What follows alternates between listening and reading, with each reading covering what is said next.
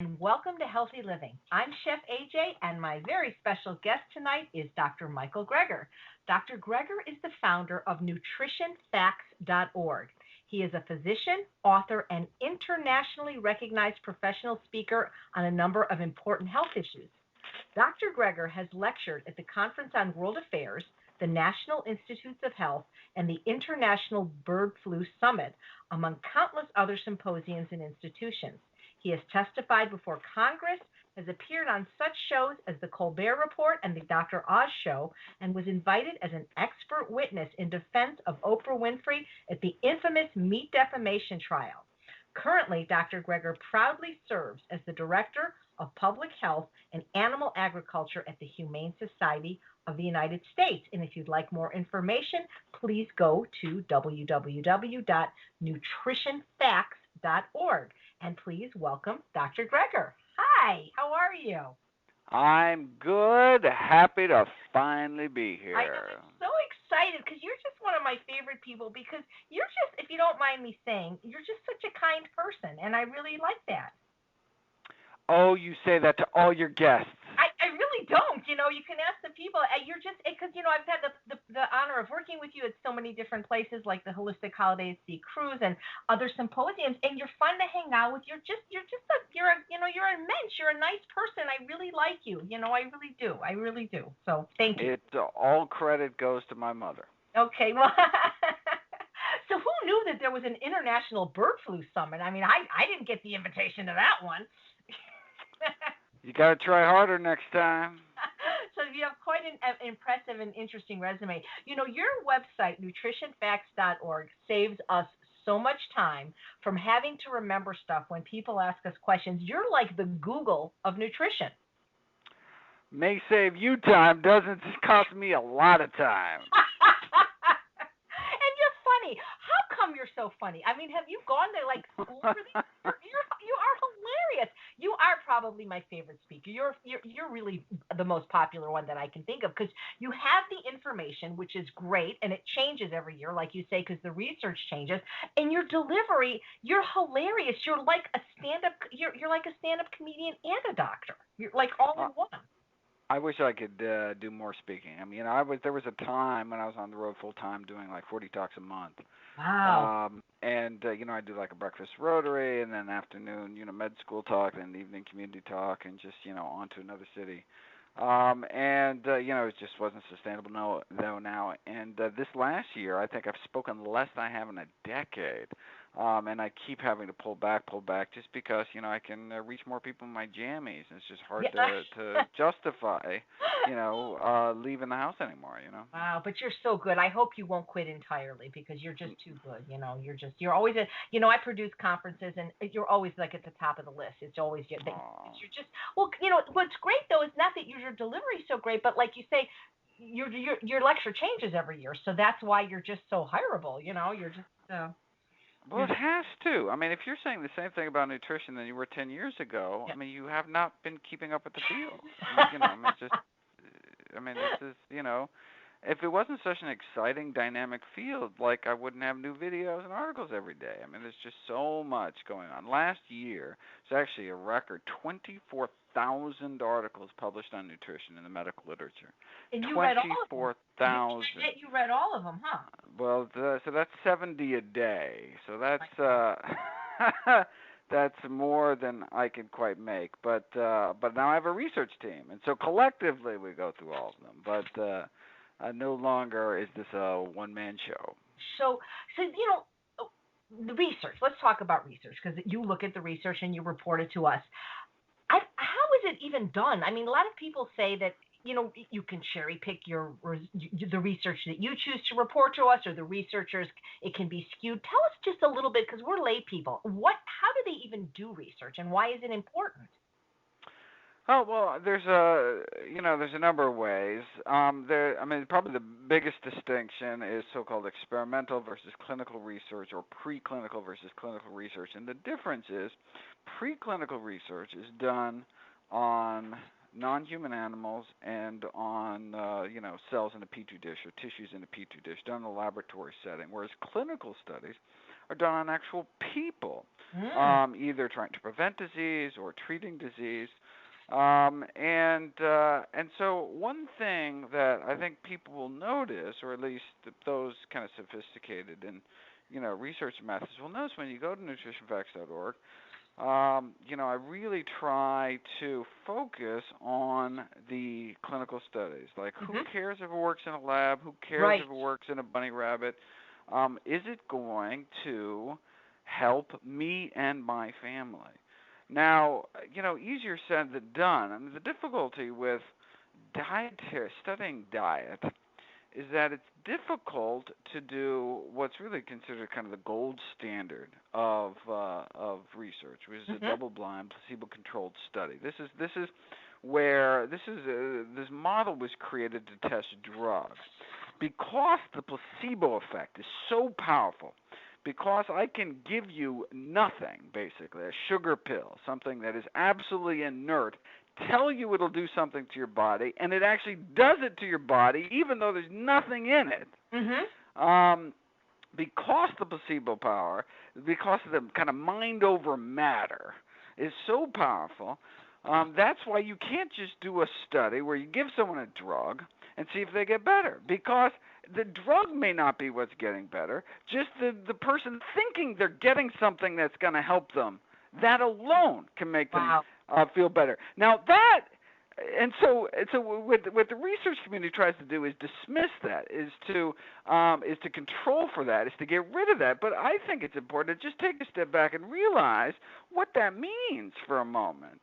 That how we feel, what we think, can have tremendous power, so much so that it messes up all the data. It messes up all the research unless you control for it. So how do you control for it? Right. Well, you randomly split people up into two groups. Half get the actual drug, half get the placebo, half get the sugar pill, and you don't know which is which. The person taking the drug has no idea. Yes. And so then, if you actually see a difference, and so what will happen is the placebo group gets better. Why? Because they got a pill, and pills make people feel better. We're told that, pills make people feel better.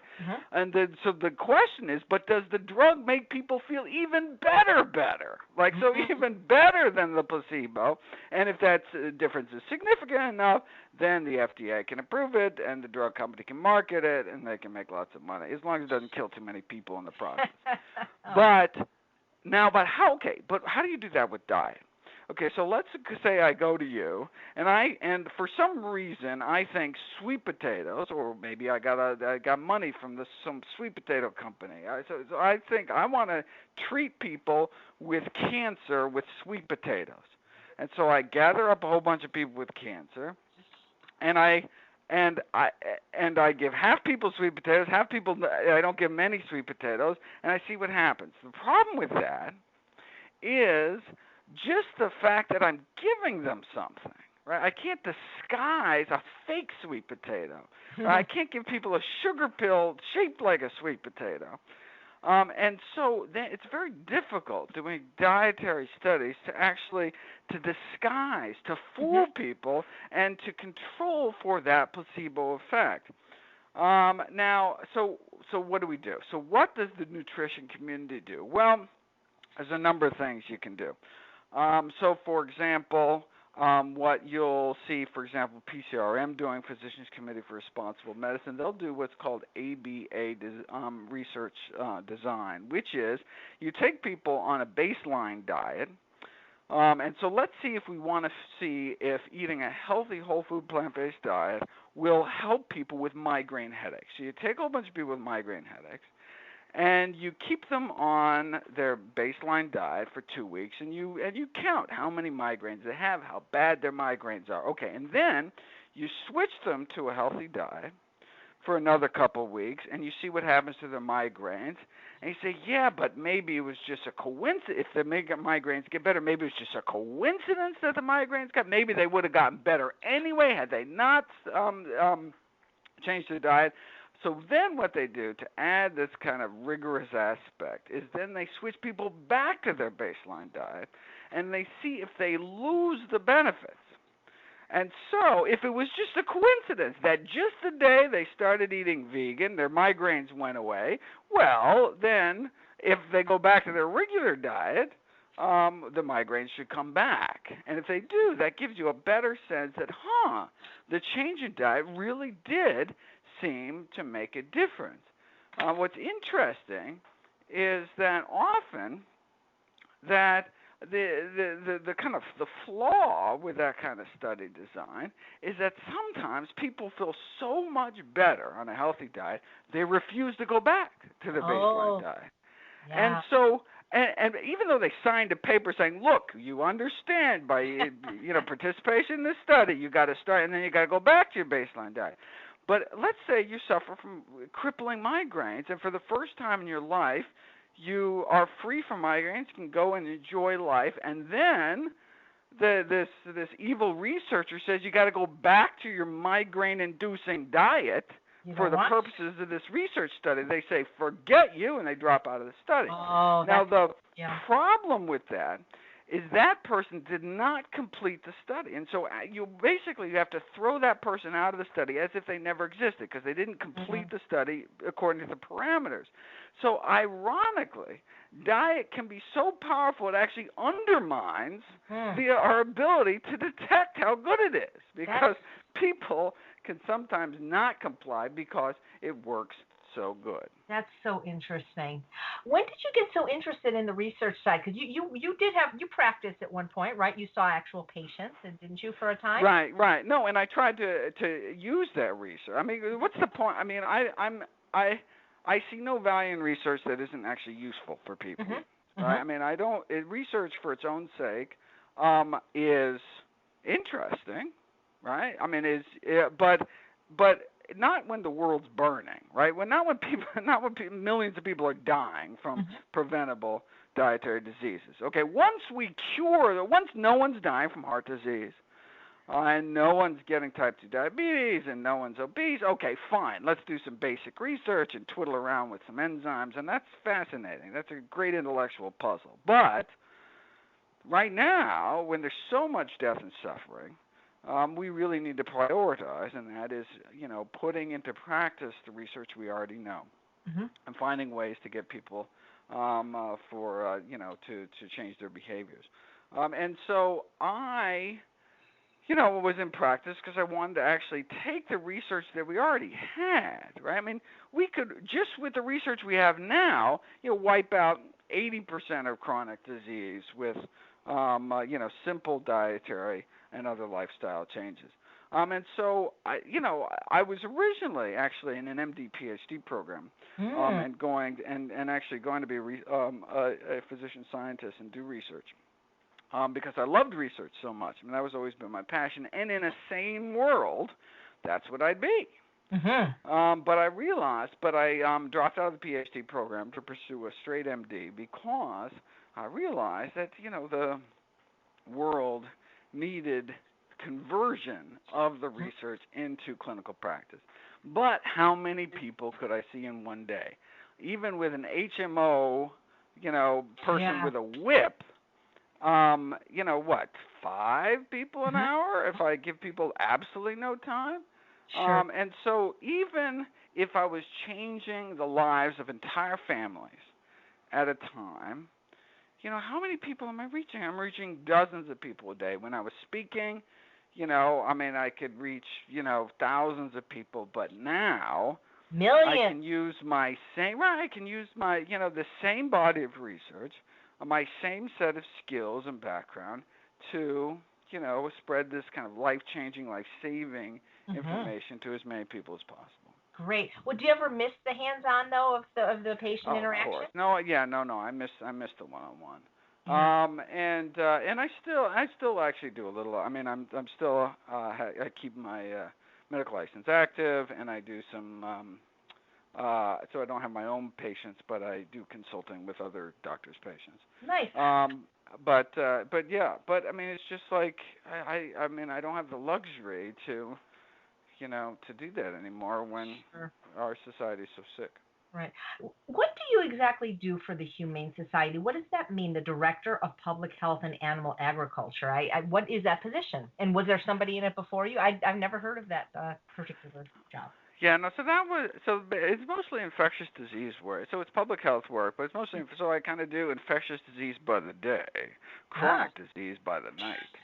Um, no, so so I do all their bird flu, mad cow, food poisoning. I mean, all the kind of human health implications of the way we're raising animals right now. I was originally brought on board because of my mad cow work, Ah. with Farm Sanctuary before that. And they were at the time they're trying to pass this Downed Animal Protection Act.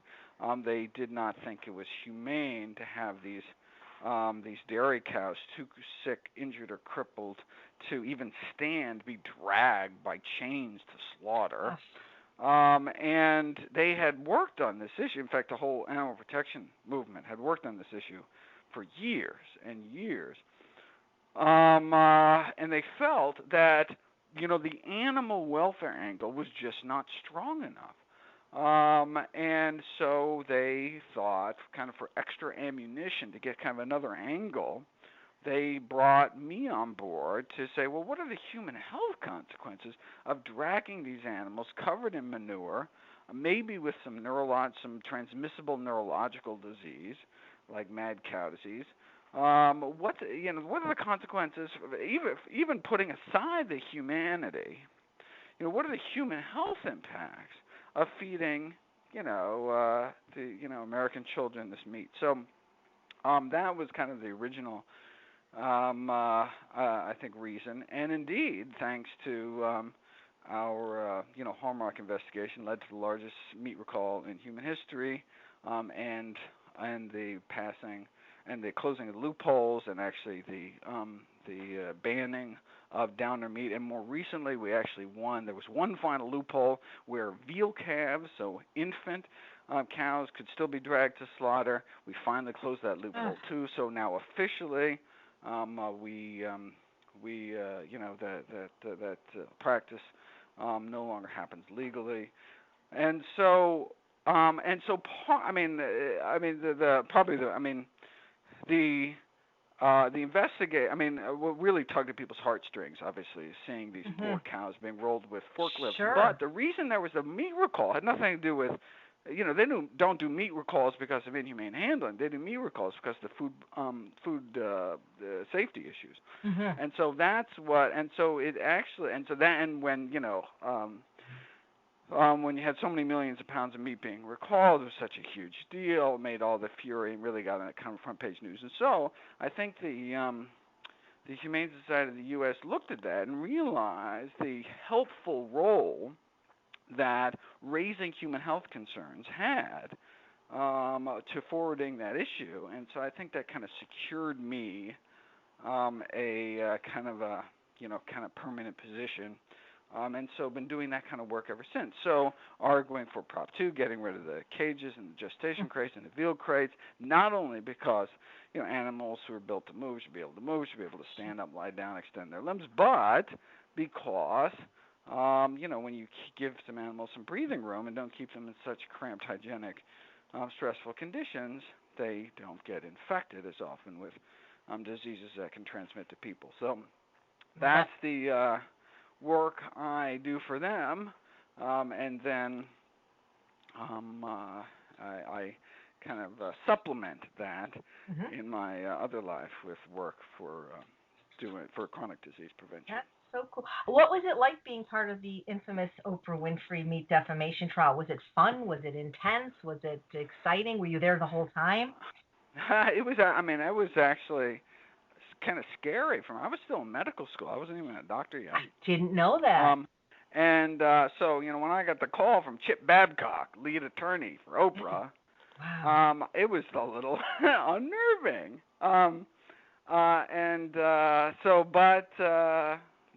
But at the time, that was kind of my expertise. Bovine spongiform encephalopathy, this mad cow disease, was the whole reason this whole fury erupted. Oprah says she wouldn't eat another burger again, and the cattle futures on the Chicago Mercantile Exchange tumbled. This Texas cattle rancher lost a lot of money and said, wait a second, I don't want to lose money. I'm going to sue the person that made me lose all that money, Oprah. Yeah. And you think, well, it's not a smart move to sue a billionaire with a Sure. national audience, This but so beloved also too.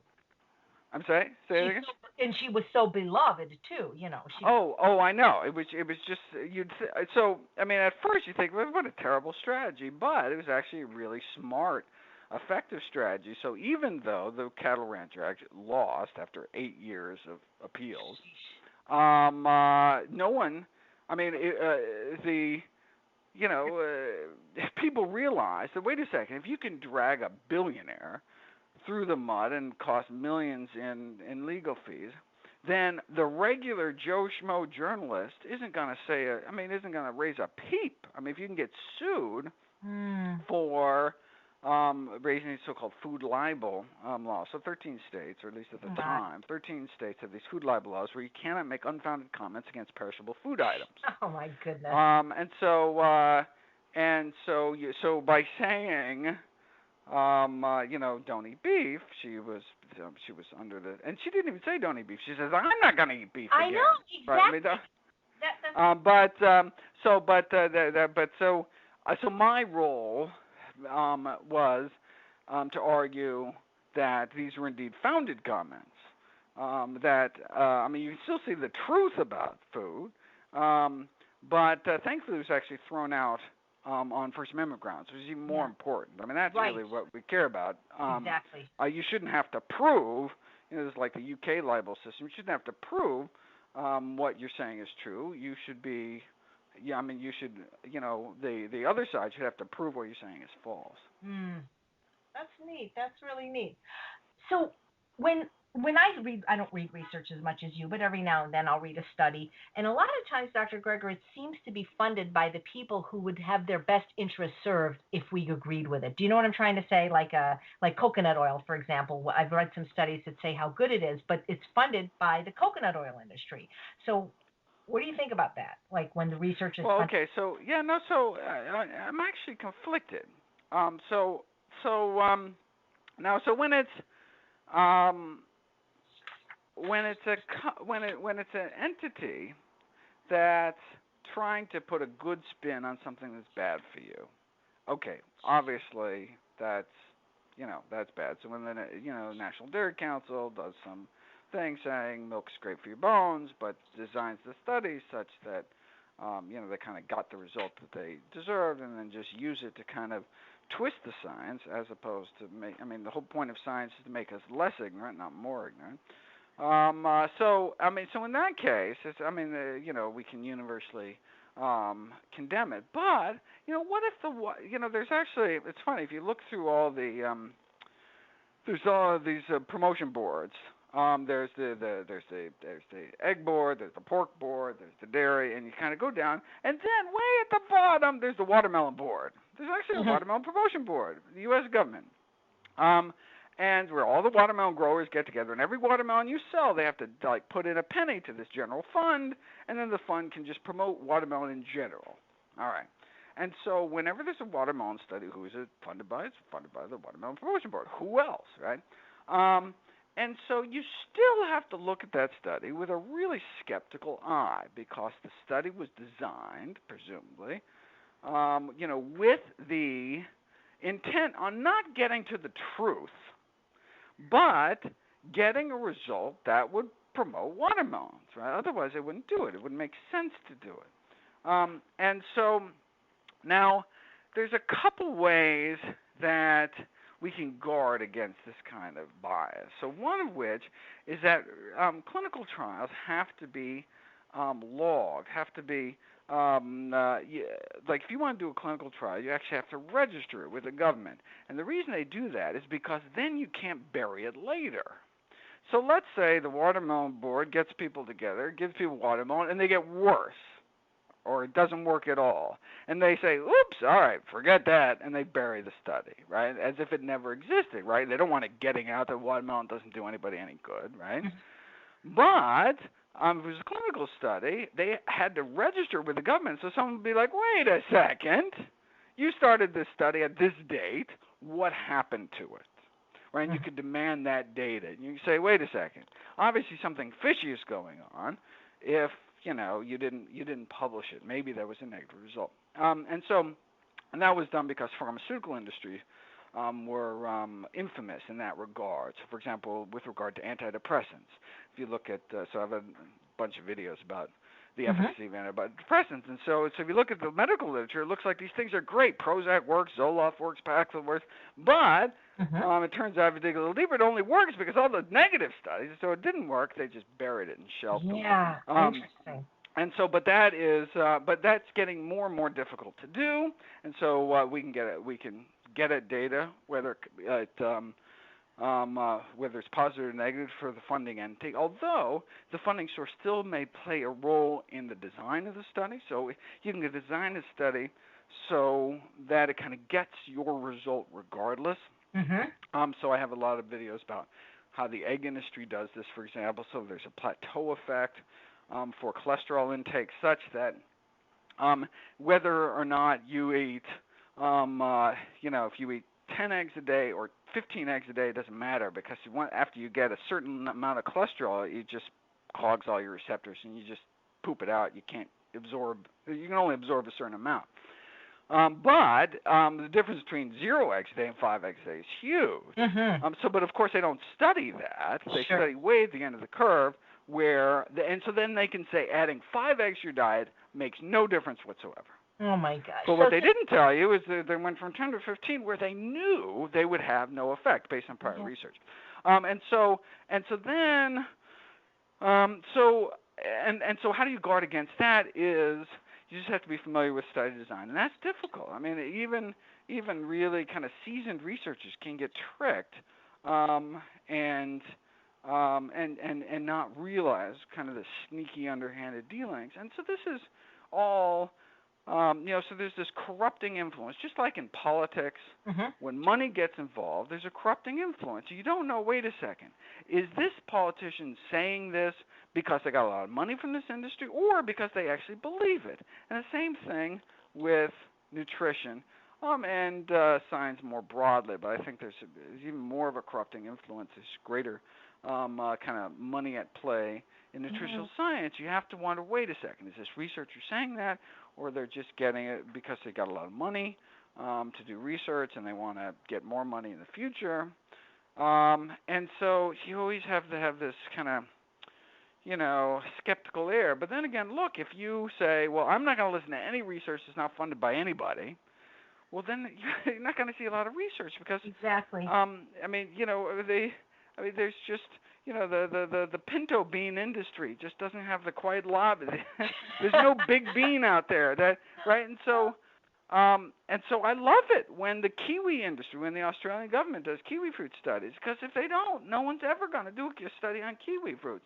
It's just important to remember that, when you look at the literature and you see there's 100 studies on how good kiwi fruits are, and 0 studies on how good passion fruit are, you can't conclude that kiwi fruits are better than passion fruits. It's just passion fruits have never been studied before, because they didn't have a lobbying arm. So I try to make that clear when I go through the research. Yes, I talk about the quality of the study, and this is great, but it doesn't necessarily mean that kiwi fruits are any better.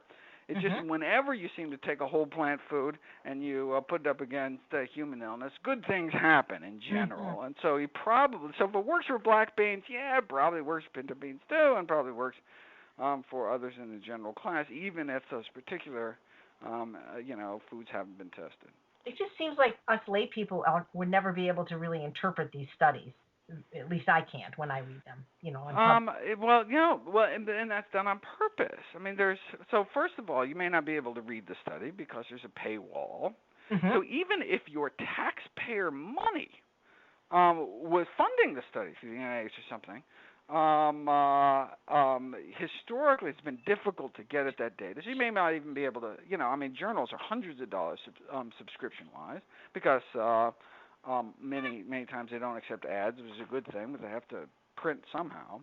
And so, first of all, you have to get your hands on it, and then you have to understand. There's this kind of techno-speak, this medicalese, which is done to kind of, to hold this monopoly on health information, kind of within the field, so no one else understands it. So you're required.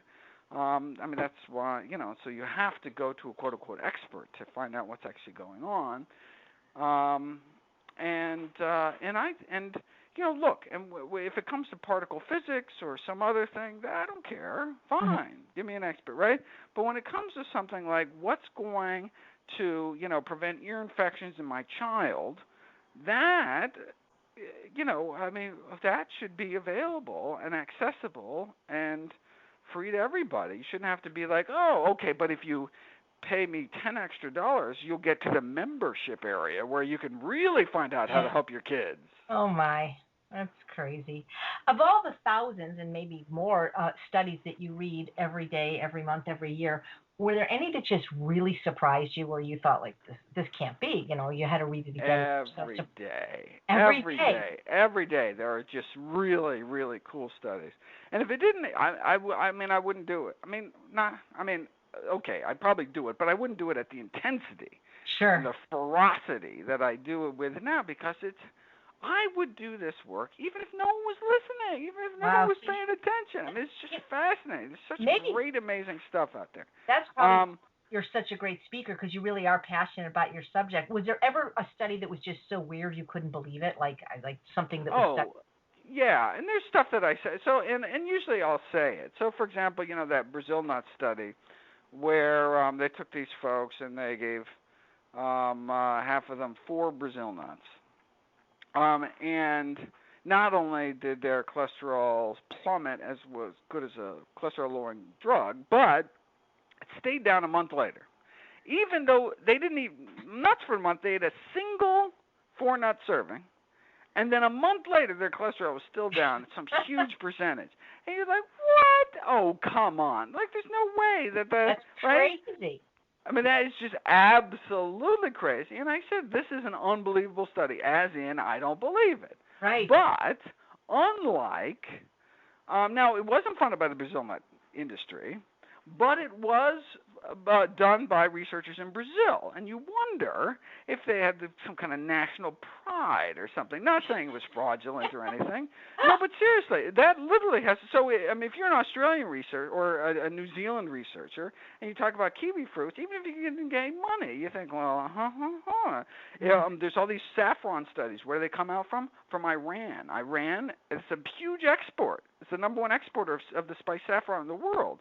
And so even if you didn't get money from the study, maybe you just have this kind of this patriotism over the spice saffron. You have to kind of take these things into account. Anyway, so they were Brazilian researchers. I'm not saying that they messed with the study, but so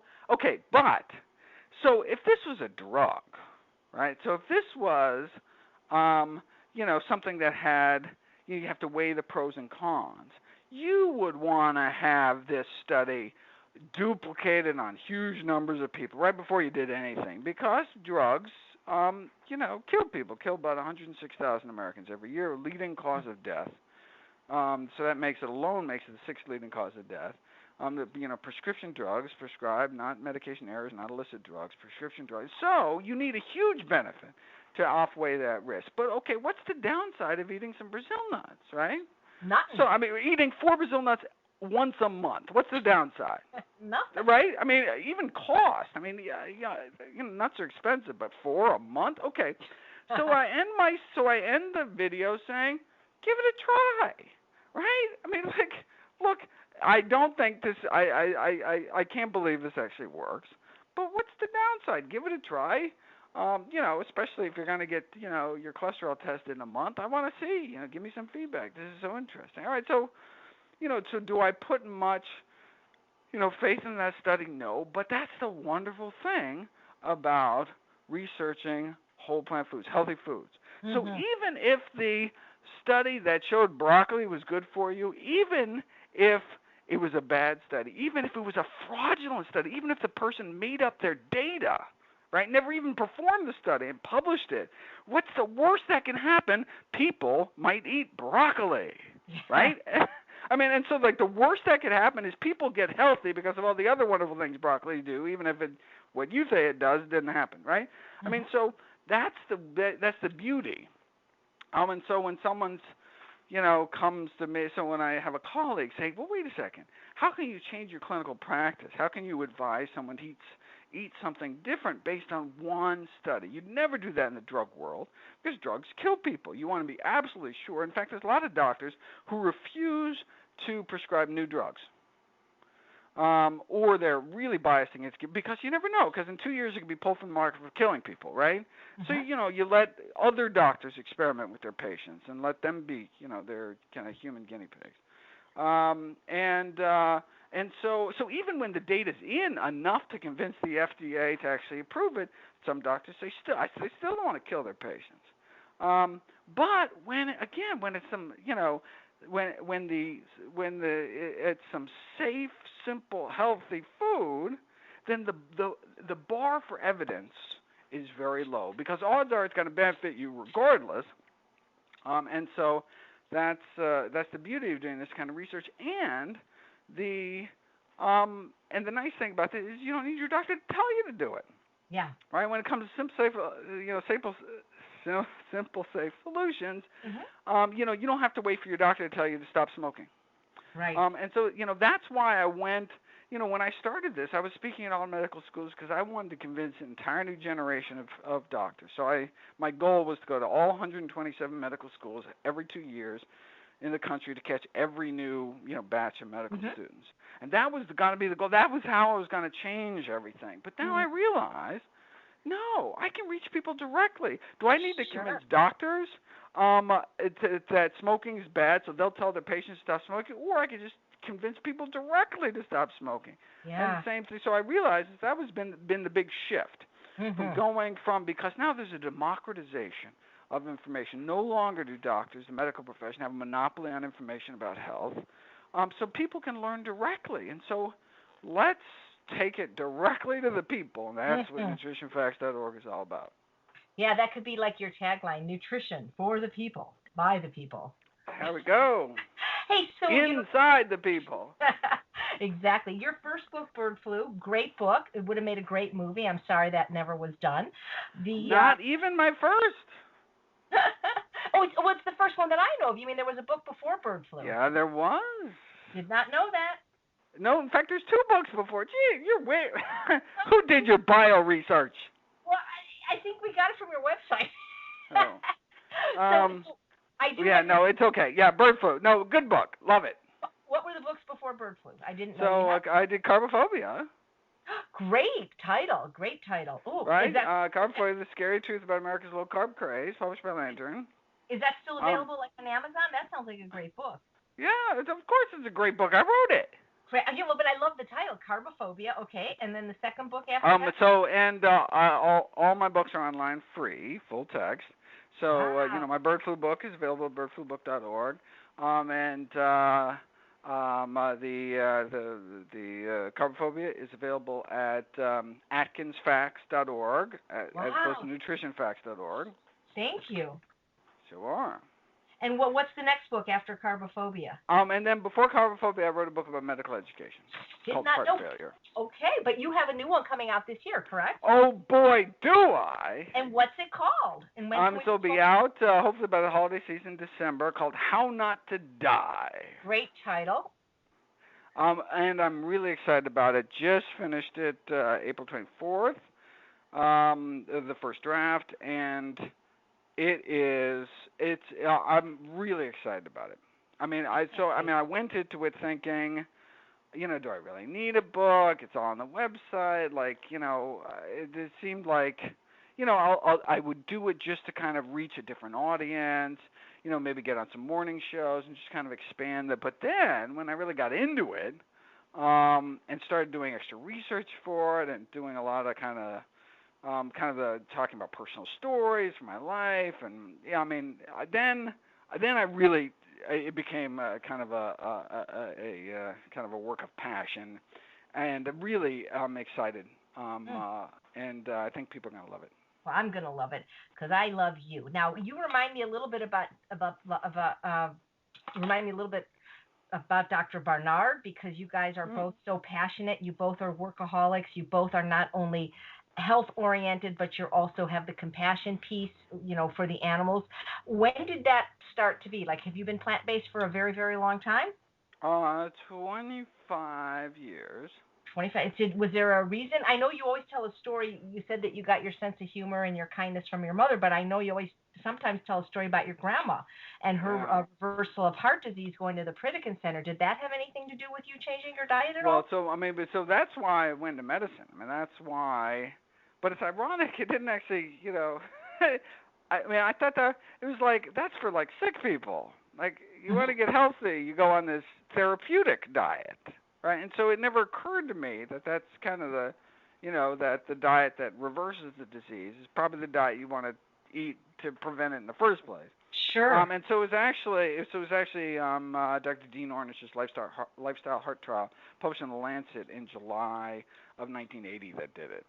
Mm. And so then, so that's the kind of most prestigious medical journal in the world, and he showed in this kind of randomized controlled trial that you can actually reverse heart disease, open up arteries without drugs, without surgery. And so, I mean, I saw it in my grandma. I mean, I saw it before my eyes, but back then, we didn't really have arteriography, this angiography where you actually take X-rays of people's blood vessels. And so we just had these clinical stories of people, having these, amazing reversals of disease, but there it was in kind of black and white.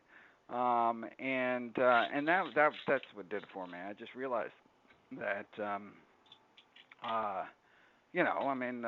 didn't want to die. That was the number one killer, both men and women, heart disease. And so, all right, life is good. Let's live it a long time. And so that's kind of the immediate thing. But if I hadn't been primed by the kind of miraculous recovery of my grandma, I don't know if I probably wouldn't have, kind of even been seeking that kind of information out. That's fantastic. You mentioned the research in the Lancet of the reversal of heart disease. You would think that any physician reading that would say, like, wow, and let's do that. But no. Yeah, so that was my political education. Okay, so I mean, there's kind of twofold for me that the publication of that study. One, oh my God, we just found the cure for our number one killer. Okay, so that's all right. That if that isn't amazing enough, but then the second aha moment is, wait a second, why is it being buried and lost? So it came out, and there it was, and it should have changed medical practice, and instead, hundreds of thousands of people continue to die from what we now know to be preventable disease. People continue to get heart attacks and die. Why? That was. So then I realized, well, wait a second. It's not. If it was about the science, the science is in. So there's something besides science that's playing a role on how we practice medicine. And look, if the science wasn't in on how we practiced, chemistry or something, it'd be nice if science was good in engineering. You want your bridges to be good, but medicine, we want medicine to be evidence-based. Mm-hmm. And so if you ask Ornish about this, you have a video where I quote him in an interview saying he realized, so he naively thought like I did that, look, if, the research came out showing that we could, reverse our number one killer, then people would do it. But he realized, he's saying that reimbursement is more important than research when it comes to how medicine is practiced. Right, so doctors get paid for kind of pills and procedures. Like the more you do, the more you get paid. The more hospitals get paid. That's the whole system. But you don't get paid for, you can't get reimbursed for telling people to eat heart healthy, for example. So if I spend an hour with a patient saying, okay, look, you have bad family history of heart disease, you got some risk factors, we really need to nip this in the bud so you don't have a heart attack. Okay, so this is, and look, it's yes, I could just shove a book at them, but you want to, personalize it. You want to talk to them about, the family situation, how easy it is they're going to make the transition, and there's a lot of work to be done. No insurance company is going to pay for that. Medicare won't pay for it. Medicaid won't pay for it. So it's like, I could donate that hour, right? And of course I would. But, it's not a sustain. But for other doctors who, not just want their BMWs, but want to eat and feed their families, look, they have to have some stream of income. And so lifestyle medicine ain't it. Yeah. Or at least hasn't been. Right. Things are changing. We're so for now, example, the Ornish program covered by Medicare, so it's a pretty good program. Kaiser is coming out, the biggest HMO in the country, being much more proactive. But it's really slow. But we don't have to wait until the doctors are on board, right? And remember, in the 50s, doctors were telling us to smoke Camels. For throat irritation and prevent morning sickness. And look, we knew smoking was bad, and there were public health people back then shouting from the rooftops. But it took like a whole generation. But who was teaching the medical students then? The old doctors who were taught, were taught by 20 years before. And so it takes there's this generational effect of you got to clear out the textbooks, you got to clear out the old stodgy docs who aren't reading the new literature, and eventually the medical profession got around to really championing non-smoking and took positions that to get smoking out of restaurants and blah blah blah. But decades too late, and tens of thousands of people dead. And so we're kind of in a similar situation. It's like the science is in. Yeah. And so plant-based diet is like the nutritional equivalent of stopping smoking. Yeah. And look, in a couple decades, everybody's going to be on board, and and eventually, just because it's so powerful, it saves so much money. We're going broke as a society because of our healthcare costs. Eventually it'll all have to change. Yeah. But how many people have to die in that time? So it's a lot, apparently. it's an urgent situation, and that's why I don't get much sleep. Oh. Wouldn't it be great if there was a medical school and the instructors were you and Dr. Ornish and Dr. Esselstyn and Dr. McDougall and Dr. Barnard and Dr. Furman? Wouldn't that be a cool medical school? Well, although, again, that's this model where you need to have a doctor to tell you to eat healthy, right? Exactly. Let's teach the doctors to teach the people, as if the people can't understand themselves, right? It's like they're just not smart enough or not. So we need to have more experts out there to tell them. But I think one of the things that the kind of the lifestyle medicine movement is telling people is that no, your health is really your responsibility, and the physician and the whole team is really there to just kind of facilitate, and to help you. But it all has to really. You don't have to wait to get the message from on high to start eating and living healthier. Yep. So I know that those standing desks are all the rage now, and I know you have them, but is it true that your standing desk is actually on a treadmill so that while you're... I am on a treadmill as we speak. Oh my gosh, how can you multitask like this? I bet you're reading research too. What do you mean multitasking? Walking isn't multitasking. People talk on the phone when they're walking. Walking doesn't take any mental effort whatsoever. Your legs just do it. But it's not a super fast treadmill, right? You're not. Oh my God, no.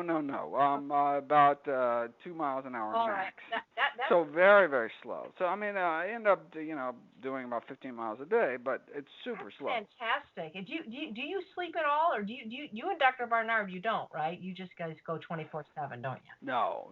I used to. I ain't a spring chicken anymore.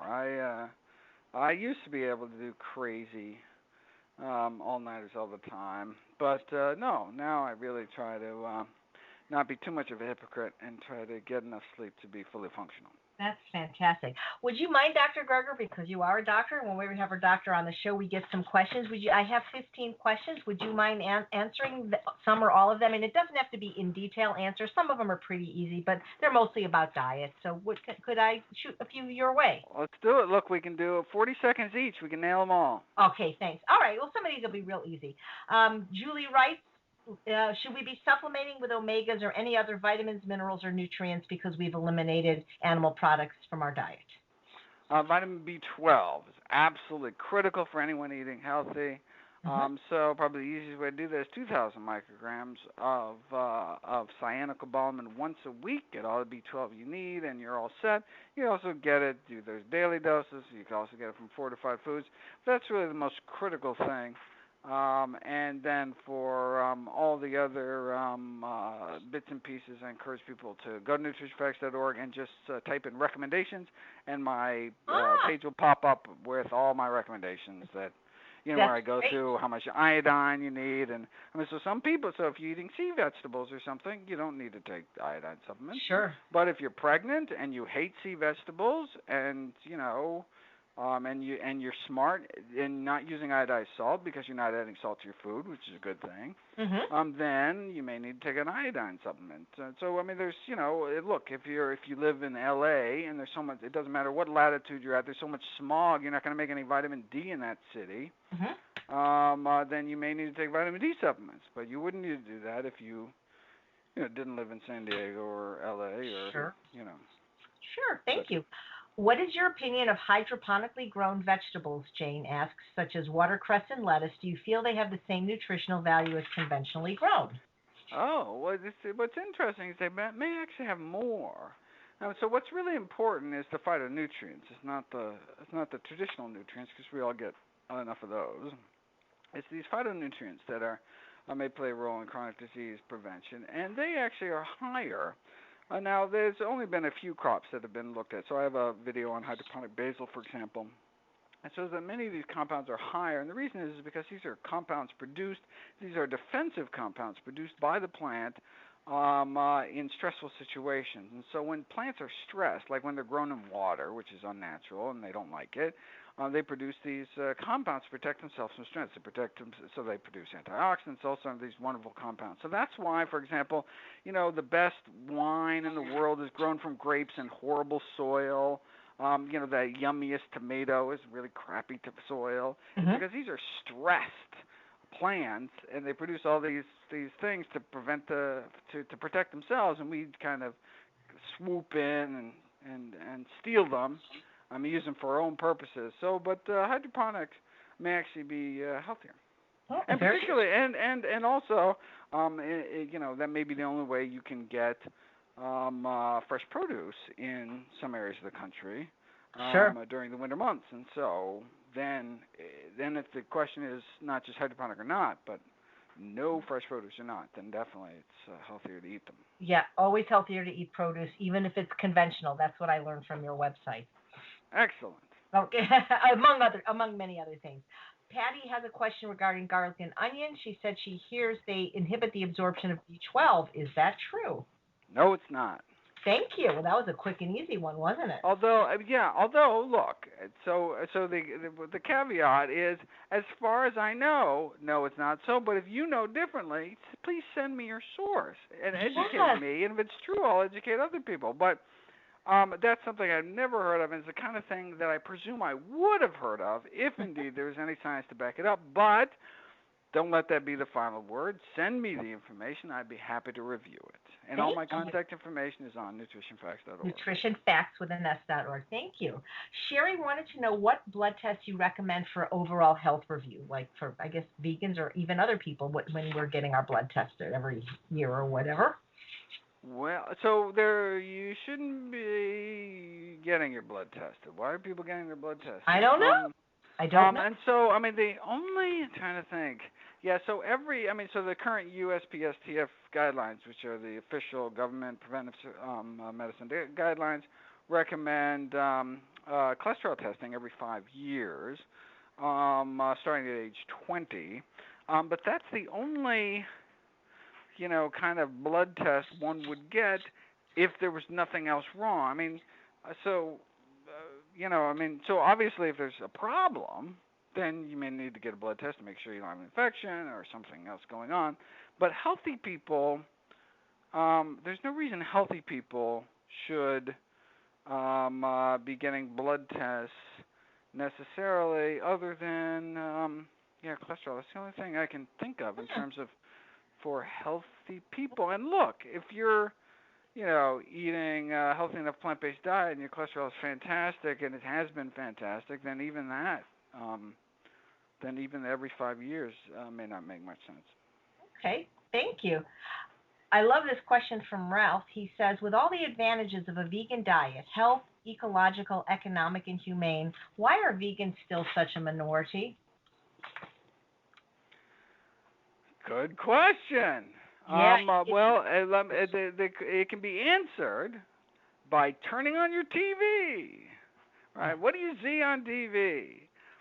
Well, there's a reason McDonald's has a multi-billion-dollar advertising budget.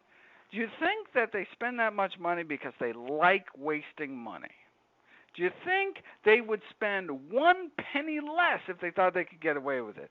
But no, they're feeding. They have such, a company like Coca-Cola is selling such garbage that they know they have to spend billions of dollars to get people to drink their stuff. Otherwise, why would anybody do such a thing? And so there's tremendous, commercial pressure to get people to do things that are bad for them.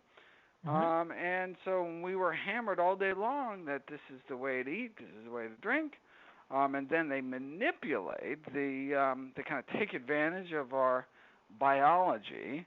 So a million years ago, something sweet was a blueberry, and so our brain says, "Sweet, good, eat quick before the saber-toothed tiger comes."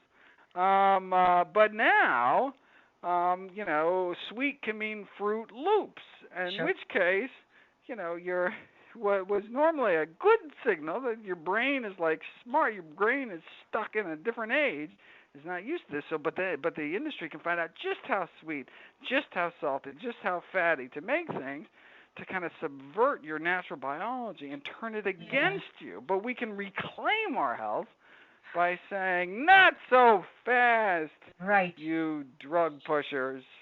Exactly.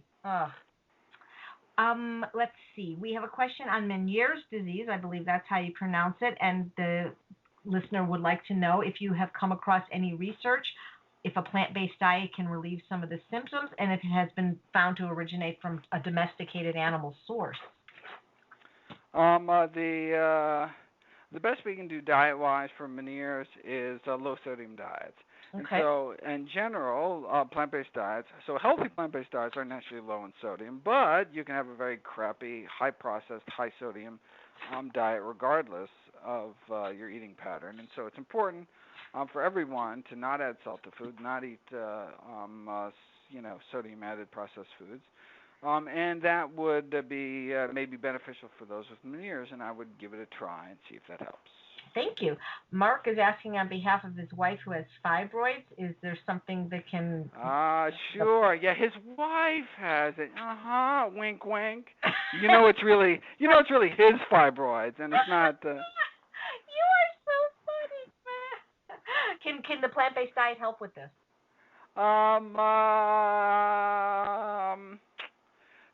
So plant-based diets have been shown to help with menorrhage and menstrual pain. So excessive menstrual bleeding and dysmenorrhea, really bad menstrual cramps, both of which can be tied to having these fibroid tumors. And so in that way, they can help. But just the fibroid tumors alone, not the consequences. I don't know of any research that looked into that. Well, I have been to True North many times working there as a guest chef, and I've met two people personally that have gotten rid of their fibroids from therapeutic water fasting. Well, tell them to publish. It doesn't exist unless it's published. Exactly. You're right. Okay. And Panita wants to know if there's any nutrients or foods that you try to include every day in your diet. She says she knows you try to include a hibiscus tea with mint, but is there anything else that you are really trying to include every day? Oh, hence the chapter, The Daily Dozen. In your book. She'll have to wait till it comes out, huh? Oh, I'm so excited. Yeah, no, so I have a daily dozen, kind of a daily dozen checklist of all the things I encourage people to eat. And it's like the standard stuff, make sure you're eating beans, berries, dark green leafies, and also things like a quarter teaspoon of turmeric a day and some other things that people may be less aware of.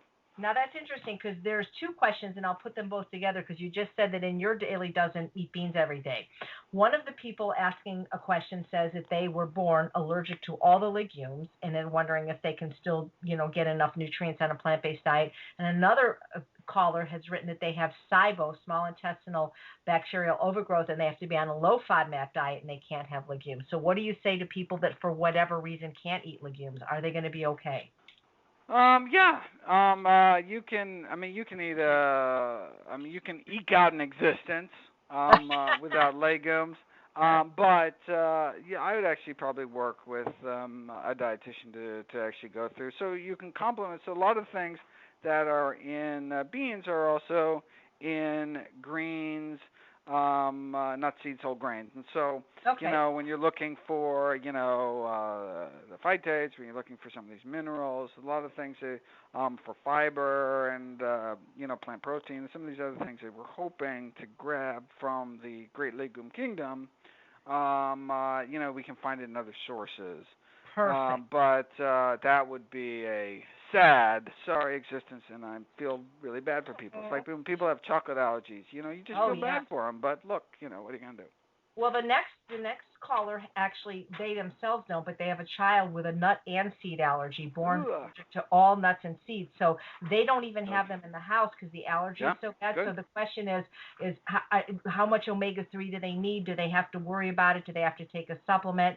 They heard that purslane was actually higher in omega-3 than nuts or seeds. So any recommendations for people that can't have nuts and seeds as far as omega? Oh, yeah, so the percentage of omega-3s is highest in purslane. But as a percentage of fat, purslane is a dark green leafy vegetable, and as such has very, very little fat. It doesn't matter if 100% of the fat in purslane was omega-3s. There's so little fat that you'd have to eat, wheelbarrows worth. Now, having said that would be super healthy. Purslane is an amazing food and is growing in a sidewalk near you. It's the most common plant in the world. It grows everywhere, and it's just an amazing plant. I love it. But I don't encourage people to forage it from the sidewalks because of the combustion byproducts of internal combustion engines called polycyclic aromatic hydrocarbons, which are the reason you shouldn't eat dark green leafies next to a road regularly. But so once in a while, where are you going to get your omega-3s if you're not eating nuts and seeds?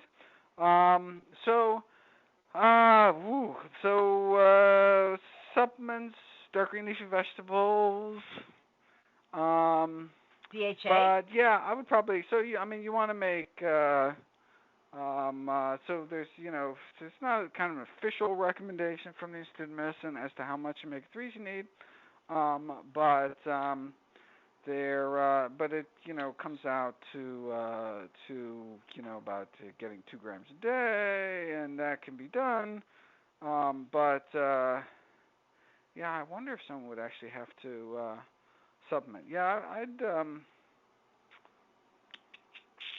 Maybe you'll find a research article about it. Maybe you'll find something in the research about this. I bet you could do it, but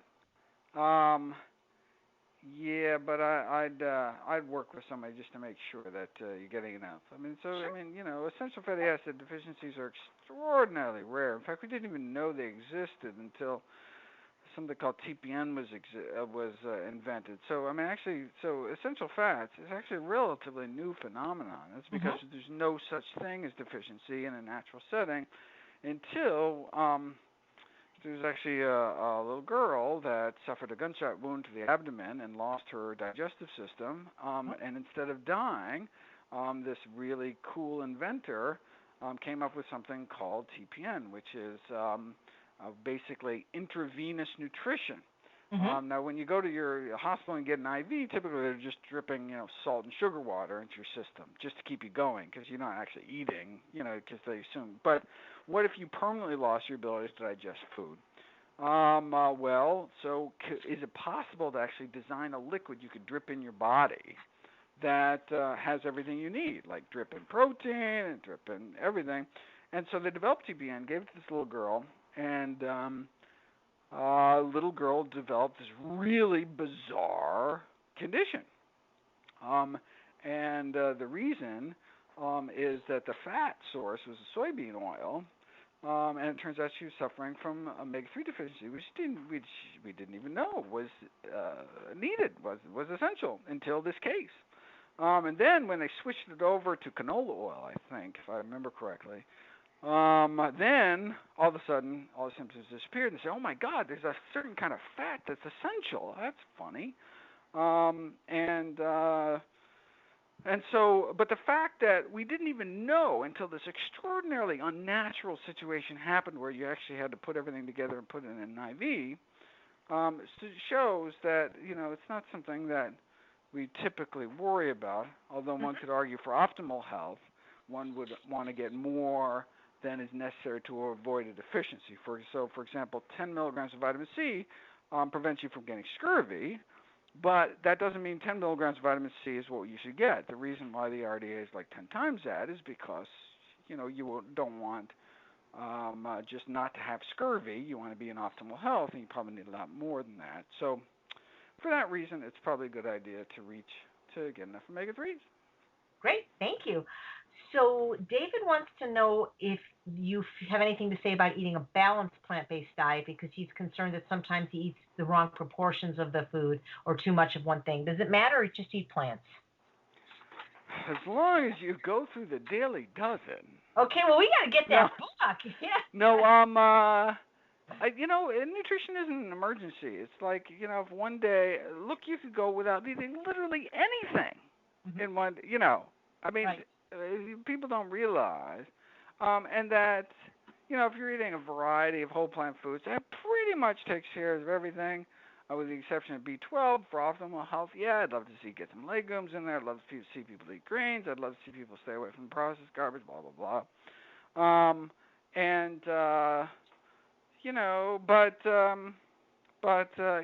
It's really not something I think most people need to worry about. Yep. As long as they're getting a good diversity of whole plant foods. Diversity. Thank you. So Leanne said that she had something called a fructose breath test and was diagnosed with fructose intolerance and malabsorption, and she's wondering if she'll ever be able to eat fruit again, or is this like a permanent condition? Oh, well, typically it only affects people who are eating huge loads of industrial fructose, which is table sugar and high fructose corn syrup. And they're typically the only times you actually see those kind of fructose intolerance symptoms is when you just get these super physiologically, like above that you could normally get levels. And so I'd be surprised if someone couldn't just eat fruit, because we wouldn't have existed very long as a species if that was the case. However, maybe there's some crazy biochemical abnormality that I don't know of, in which case, typically what one has is with fructose intolerance is you get diarrhea, because it's not the kind of osmotic diarrhea. Yeah, she said the symptom is bloating. The primary symptom is abdominal distension and bloating. So I would eliminate, industrial sources of fructose. So no table sugar, no high fructose corn syrup.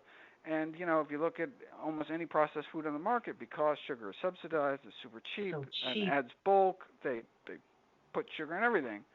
And so even though people are like, oh, yeah, I don't eat sugar, thinking I don't eat cotton candy, but they don't realize, well, do you eat ketchup? Do you eat, everything's got sugar in it. Yeah.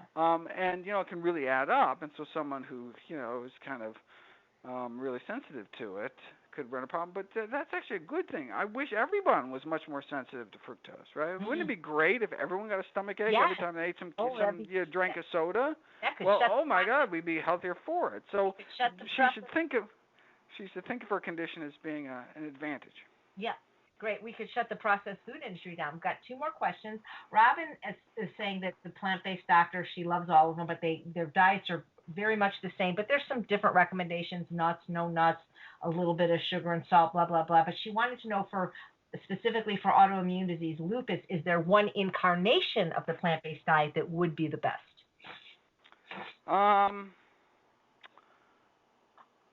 Oh, let me see. I just did a lupus video, a scripted lupus video. Actually, won't be up for a while. What did it find? I would do a turmeric fortified whole food plant-based diet. Okay, terrific. So I saved this question for last because I hear this all the time with so many people I know that are diabetic. And she says that her doctor does not feel like a plant-based diet is advisable as she's pre-diabetic. She says it includes too many carbs from beans and sweet potatoes and recommends a low-carb, high-protein diet with no more than 30 to 40 grams of carb each meal and 50 to 20 carbs each snack, which is chicken breast, Greek yogurt, or fish. So, I don't count my calories or my portions, but just for fun one day, I eat 440 grams of carbs every day. Doesn't matter. I mean, all that matters is the source. Yeah, exactly. Right? I mean, carbs are lentils or lollipops, as David Katz likes to say. I love that. So right. What, I mean, and same thing with right. It's beet or beet sugar. I mean, it's completely different. So what I would do is I would tell them. The question I get convince the doctor. We know it. Right. No. They're right. Well, so they need a new doctor, but before they leave their doctor, they need to educate their doctor, which is to say, hey, I got this great website, doctor, and pass them some good information. Yeah, that would be the best. And show that so for example, the PCRM study showing that whole food plant-based diet beat out the recommended American Diabetes Association diet even, and that if you actually go to the American Diabetes Association, what they say is they say limit fat, not limit carbs. Mm-hmm. I mean, there's just a fundamental misunderstanding. It's probably not that they. And you say, well, where'd the doctor get this? Are they teaching this kind of garbage in medical school? No, they don't teach any nutrition. I mean, so it's not like they're, and it's funny. I included, keep talking about how we need nutrition training in medical school. But if we're going to teach them garbage, then maybe it's better they don't get the training. But no, this doctor presumably, learned about it on the checkout line, reading some tabloid or some, public, some lay book that's on the bestseller list or something, and then all of a sudden is a diet expert. And so instead of, your coworker in the cubicle next to you saying you should eat this way, and you just kind of rolling your eyes at them, it's the doctor who got just as much information as your coworker in the cubicle next to you, right. But what they say carries a certain gravitas, as it should, because they're supposed to be trained in this. But they need to be really careful. I mean, they should have a high bar, and they should make sure that everything that comes out of their mouth has an evidence base behind it, because people actually take them seriously. Right. Which we would hope that people would take them seriously, and they may actually, affect their lives. I mean, a recommendation to eat a low-carb diet is a recommendation to shorten your lifespan. I mean, that's what we have. We have these big studies show that people eat these low-carb diets live shorter lives. We didn't have that when I wrote Carbophobia. When I wrote Carbophobia, there weren't enough people eating these crazy diets to actually follow people, 100,000 people out and see. So back then, I always say, well, short term, it does all these horrible things, raise your cholesterol, so we would expect it's going to kill people off with heart disease and cause all these problems. Okay, now people have been on these diets long enough, and we know that they do indeed live shortened lifespans and have higher rates of all these horrible diseases, more cancer, etc. So okay, so now the